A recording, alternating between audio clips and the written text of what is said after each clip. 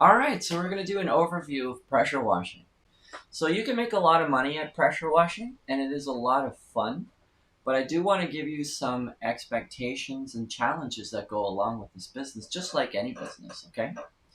So, first off, there will be some initial investment in equipment. You want to get a good pressure washer, a soft wash pump, which we're going to cover what that is very soon. But basically, you're delivering a cleaning solution to whatever it is, what surface you're working on.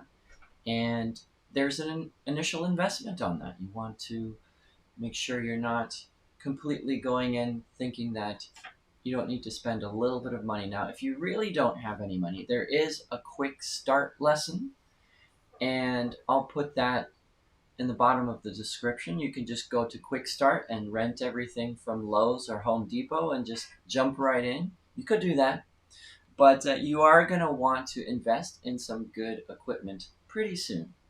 And so we'll go over in the course, what's good quality equipment at a good price. Next, you're going to have to look at licensing. So you type in your town or country, wherever it is you live, and you ask Google, do I need to have a license to do pressure washing in my area? It will tell you right away, and if you do, you apply for the license.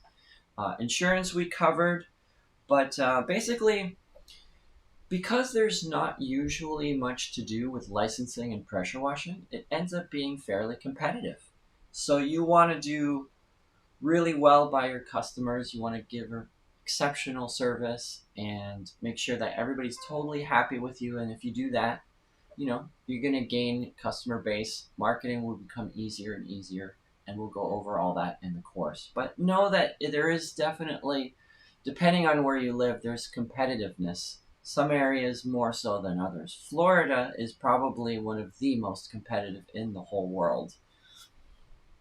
Also, if you don't live in Florida, you live somewhere else, there's a seasonality to pressure washing. You can't do it all year because the winter comes and then you have to move on and find something else besides pressure washing. And I'm going to give you a few options of what you could do in the off season, but you should make sure to stay busy. There are lots of things you can do that are not pressure washing, and I'll help you with that. But you should expect not to be able to pressure wash over the winter, depending on where you live. Also, there is a lot of physical labor involved with pressure washing. So mostly it's because you're hauling big hoses around, and sometimes they get tangled. And if you have to take a ladder, carrying the ladder, that's where most of your physical labor is going to come from. So just know that you're going to be in great physical shape.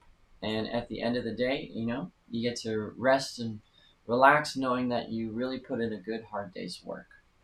I find it very satisfying, and the work that you're doing is always very visually impressive.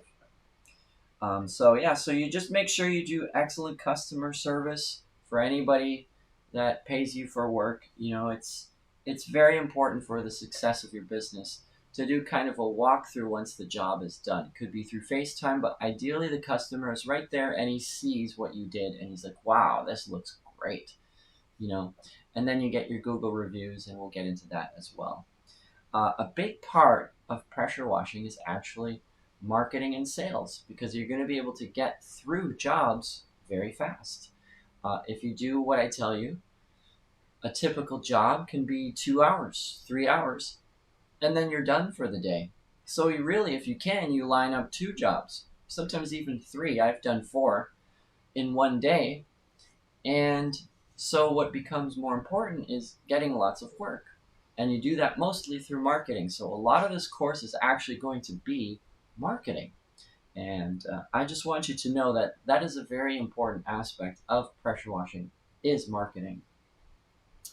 You will have to do a lot of maintenance and repairs. I shouldn't say a lot, but you're going to have to take care of your equipment so it takes care of you. You're going to want to have spares of everything that you have. You want to keep your pump up, keep it oiled. You want to have, if you can, a spare pump as soon as possible. And that's something to know about the business. You got to keep it up. And then the last thing is your business can grow into different directions. You can start to do more roofs. You can seal. You can do window washing. You can move on to more commercial work, which I'll go into on another course. But there's a lot of opportunities for expansion from pressure washing, moving out into this to make more money than you were. And that's something you should think with. Gutter cleaning, whatever you want to expand into, these are definitely things you should look at in the future for your business of pressure washing. But overall, the business is very financially rewarding. It's very fun. There's flexibility to it. It is hard work. You know, this is, like I said, it's not a get rich quick scheme.